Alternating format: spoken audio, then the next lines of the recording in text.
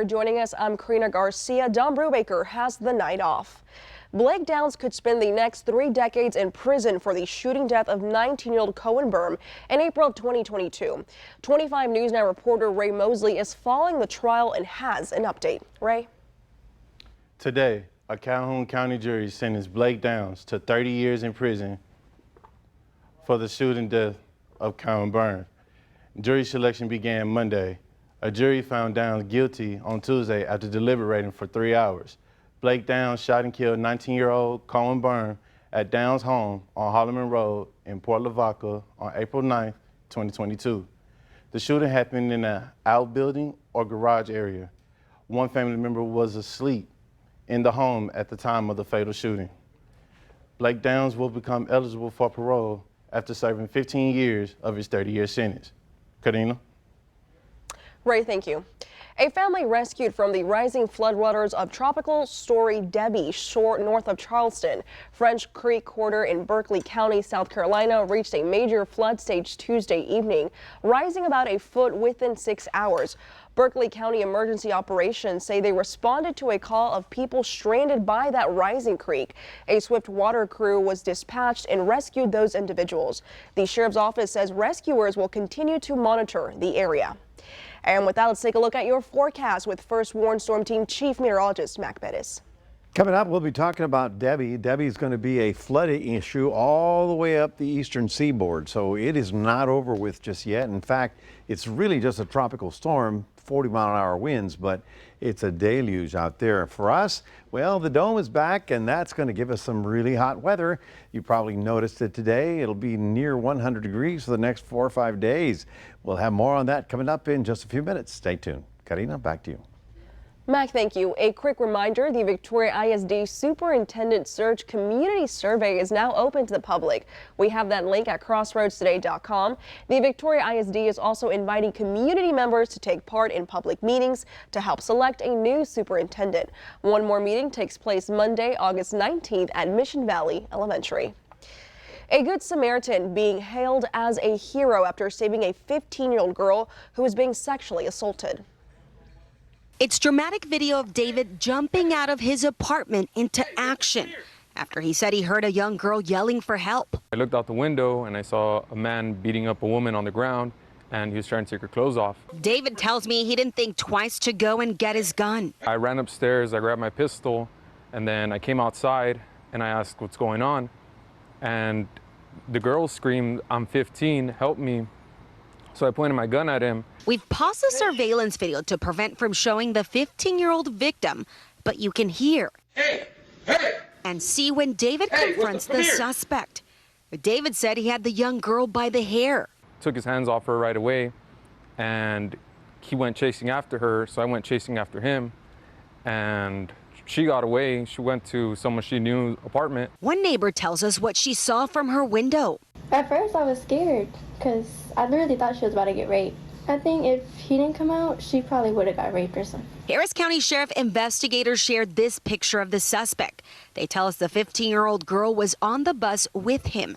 She got off the bus stop and he followed her across the street and into this complex. One neighbor who knows the teen told us she was heading to see a friend, and inside the apartment complex, that's when the suspect attacked her. You're willing to do this where everybody is and people can actually see what you're doing. That makes me wonder, A, is this your first time? B, we need to get you off the streets before you continue to hurt young girls again. And this local middle school teacher turned hero. With that, I take my hat off to you. David says he just did the right thing. I was scared too, I'm not gonna lie, but she needed help more than I was afraid, so I had to do it. A North Texas deputy is recovering after being shot several times Wednesday afternoon while serving felony warrants. A Tarrant County deputy was serving 3 felony warrants at a home in Haltom City for a man accused of sex crimes against a child when he opened fire, hitting the deputy at least 3 times. The deputy was shot once in the arm and once in the thigh, and it also grazed a wound in the back of his head. After the shooting, the man barricaded himself inside the home before he was eventually removed from the house by officials nearly 2 hours later. The suspect's name was not released. A hazmat situation unfolded at a new Great Wolf Lodge resort near Houston today. The resort in Webster, which is 20 miles southeast of downtown Houston, was holding its grand opening 3 weeks ahead of schedule when a chemical leak was reported. A third-party contractor improperly mixed pool chemicals, causing a chemical reaction. They say it occurred in an isolated building separate from the hotel and water park. 16 employees and contractors working in the immediate area were transported to local hospitals after they were decontaminated. No word of their conditions as of yet. The resort was given the all clear to open with normal operations. The Texas Virtual School Network is expanding its course catalog to support school systems in implementing the Middle School Advanced Mathematics program for grades 6 through 8. With this program, you can confidently grow your district's mathematics offerings and meet the needs of your students. Visit our X page at crossroadstoday.com to view this tweet. So here is your beer poll. You can scan that QR code that's going to appear on your screen. The question is, how do your children use technology for school? According to our results, it looks like social media and communication takes the lead with 54%, followed by homework and research with 40%. Thank you for voting. We want to hear from you. Come to crossroadstoday.com/vote to take part, and we're going to have an update on 25 News Now at 10. Now, here are some of the top headlines you can read in the Queer Record. The overall property values in DeWitt County increased by 10% this year, and one of the top open professional rodeos in the state brings Lester Mayor to Queer on August 9th and 10th. You can read these stories and more at DeWittCountyToday.com. Now remember to subscribe to our YouTube channel, Crossroads Today. Hit the like button and click that notification bell. For now, stay with us. Oklahomians hospitalized in Cancun after 2 young women fall dangerously ill. That's coming up on 25 News Now at 6. Also ahead, a big Texas welcome to gold medalist Hilzy Rivera. The 16-year-old just got home and she's already planning for the 2028 Olympics.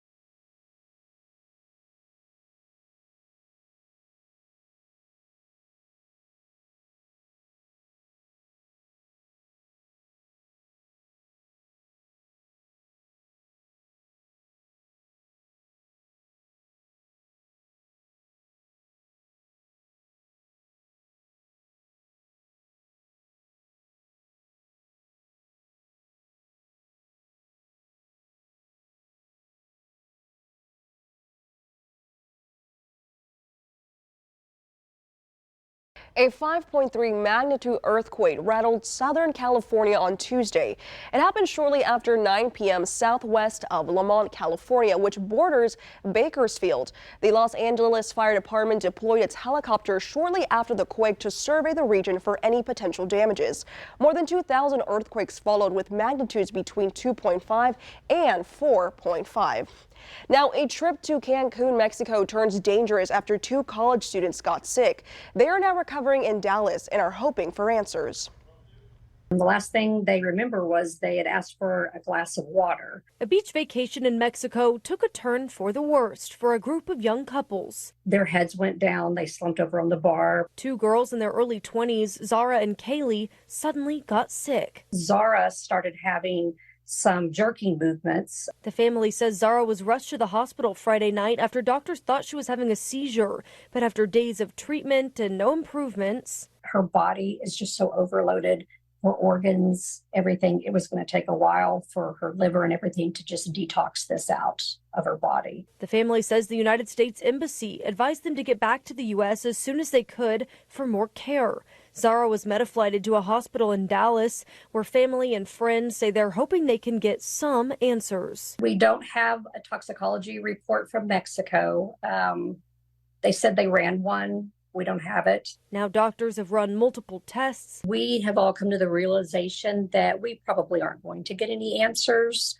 We're just dealing with what we have now. And the family says they're left with thousands in medical bills. We have spent upwards of over $50,000 in desperate need to get her back. Plus, they say physical recovery isn't the only battle these girls are facing. Kaylee is doing better physically.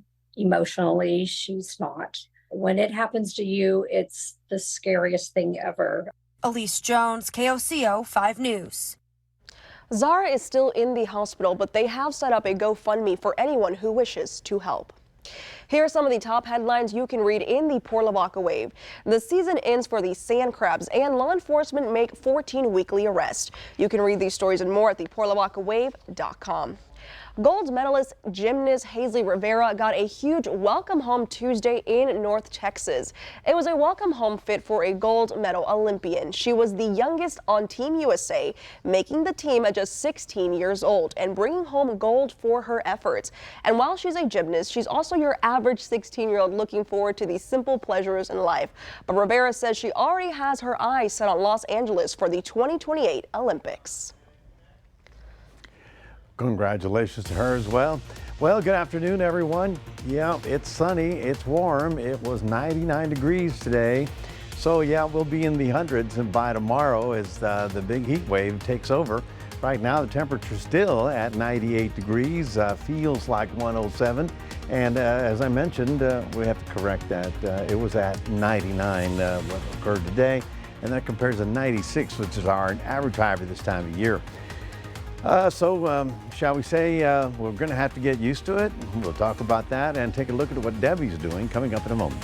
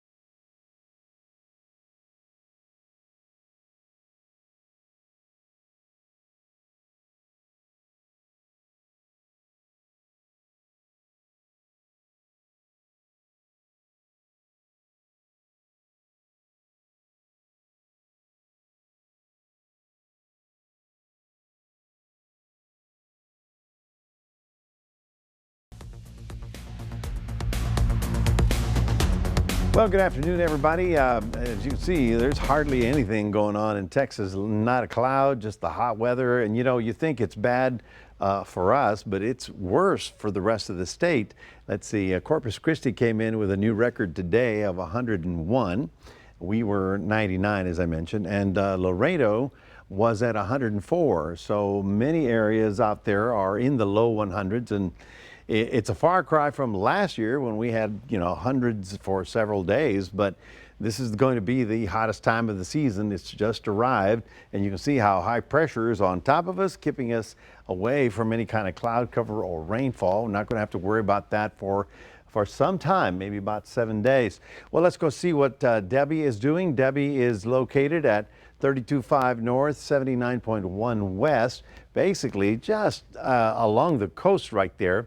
And it did weaken a little bit, but now that it's over water, it has a chance to sort of regenerate, although it's not going to be another, hurricane. It'll be a tropical storm, but it's not, again, the issue with the winds. It's the issue with the water that is moving on shore. You can see the heavy rain there, and then the path of it takes it up into Pennsylvania, all the way up to the Canadian border of all places. Looks like Albany, New York will be getting heavy rain out of a tropical storm of all things. And then, very interesting that we have a big plume of Saharan dust beginning to cross the Atlantic. Now, this is today, so it won't be here for about 3 or 4 days.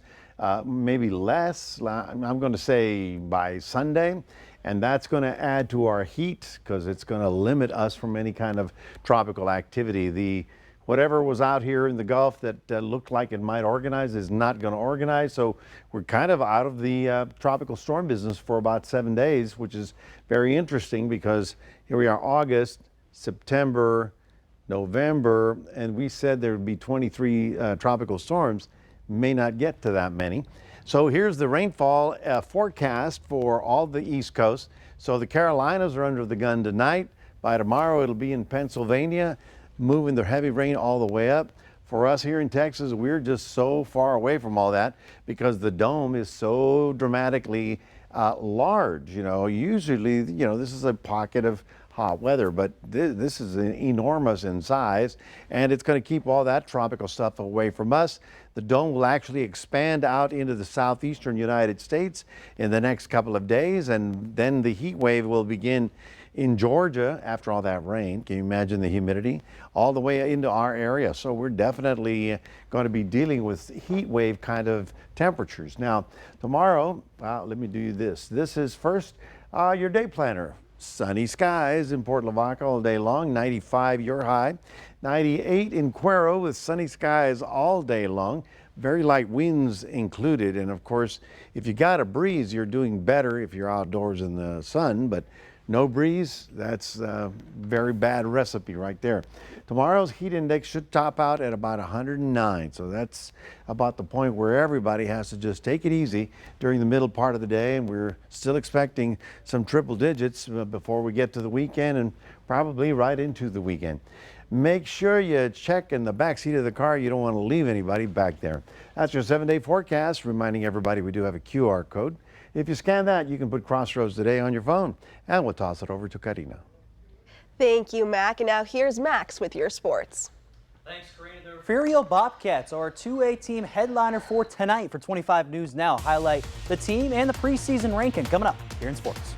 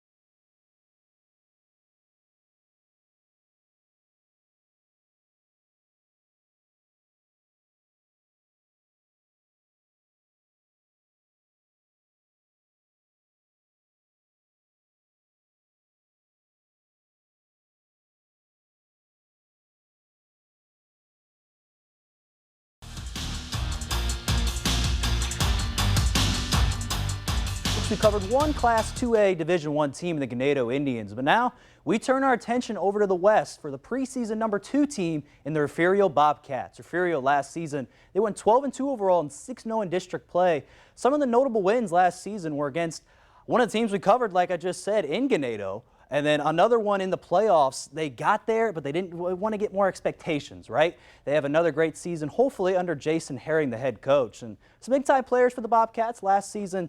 Can't sleep on quarterback Kellen Brown and wide receiver Jaden Lewis. And also Ray Lewis was another wide receiver, not confused with the Ravens linebacker, everyone. He's a wide receiver for Refugio. That's for the offensive end for the Bobcats. And now in the defense, they got some good ones too. In defensive back Glenn Giddens, junior Tadden Perez, and junior John Utley. And some other players will make a big difference for the Bobcats defense and offense. And they're trying to compete with Ganado in the Class 2A Division I and into the playoffs. The Astros and Rangers, they played a rubber match today in the 3-game series earlier at Globe Life Field. The Astros, they got on the board quick and early. Hot hitter Yordan Alvarez hit a solo shot to deep center, and the Astros got up 2-0. But in the 6th, they would add another one. Victor Carantini hit a solo shot, and it was 3-0 Astros. But Rangers, they fought back in the 6th, got 3 runs, one from Marcus Semien, but it was too much at the end with the Astros. They would win this game 6-4. Man, both teams are off until tomorrow, but then they get back again. Boston for the Houston on Friday, and then the Yankees for the Rangers on Friday. Now are some fun news. Music artist rapper Pitbull, yes, Pitbull, everyone, signed a deal with Florida International University to have his name on the stadium, has some other incentives. The stadium holds 20,000 people for FIU, and I'll be there for the next 5 years. The South Florida native said he's doing this from the heart and not for the publicity. Pitbull is set to pay Division I school $1.2 million per year over the next 5 years. As part of the deal, Pitbull will also create a new fight song for FIU. I wonder what that fight song will sound like when that comes out. But now over to the Olympic stage. A dramatic finish happened in the men's 100. Hawker was not even projected to even win this race at all, folks, but he got it and he beat the Olympic record. And man, congrats to him and getting a medal there for Team USA. Now more gold for the U.S. Olympic team, but in Paris. This was from the 2022 Winter Olympics in Beijing. Members of the Americans figure skating team got their long-awaited gold medals Wednesday under the Eiffel Tower. This comes after the Russian figure skater Kamala Valieva disqualified using performance-enhancing drug, which was uncovered after the competition. As a result, members of the U.S. team were elevated to gold medal status, and they would beat over Japan and from bronze to silver. Now, gold for Team USA. That's all here in sports. Karina, back to you. Thank you, Mac. And we're going to be back in a moment where we take time to appreciate our feline friends.